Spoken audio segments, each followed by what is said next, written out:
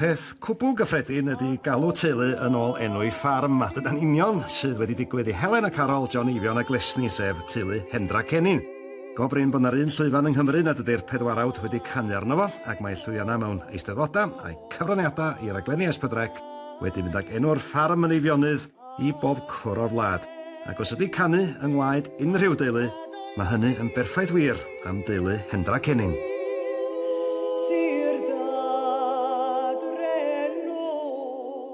Waeth mi heb y gofyn i ti Glesni pryd dechreuais di ganu. Da chi wedi canu erioed do, fel teulu? Dwi'm yn cofio cyfnod lle do'n i ddim yn canu a deud y gwir. Da ni wedi bod yn canu fel teulu, mynd allan i gyngherdda. Mae gen i atgofion melys iawn o fod yn mynd allan i gyngherdda yn y cyfnod lle doedd dim rhaid cael belt car yn un peth. Lle i'r tri, Eifion, Carol a Helen yn y car, dad a mam yn ffrynt, a lle o'n i yn y bwt. A chanu cerdant wedyn ddoth hwnnw'n yn naturiol gynhenid gan bod oedd taid fedw yn ganw'r cerdant mawr. Ac wedi canu cerdant, wedi ennill, wedi cael cam, cofiwch lawer gwaith. Ond mae rhaid dysgu colli cyn ennill bob tro. Ac yn falch iawn o bod yn cefnogi'r gerdant leni. Doedd eich breuddwydion oll yn wir, boed y fyr eich llyd a'ch Ti'n brysur iawn fan hyn rwan, yng nghanolfan Congol Meincia. Geriach Glesni. Ia, Geriach Glesni.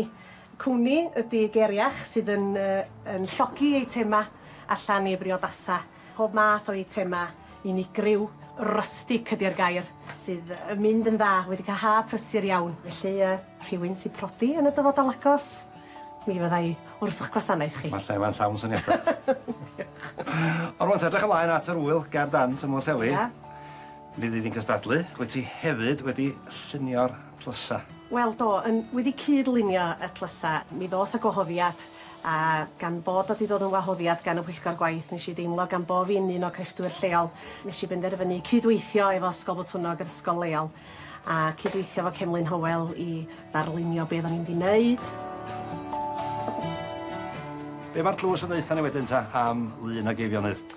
Wel, mae Llŷn ag Eifionydd yn hamgylchynu gyda'r môr, felly mae tonau'r môr i weld yn glir, ond hefyd edrychwch yn ofalus, da chi'n gweld siap top y delyn hefyd. Wel, mae wedi bod yn dipyn o waith, ond dwi falch iddyn nhw ac yn edrych ymlaen am yr wyl. Mi fydd hi'n bendigedig, dwi'n siŵr.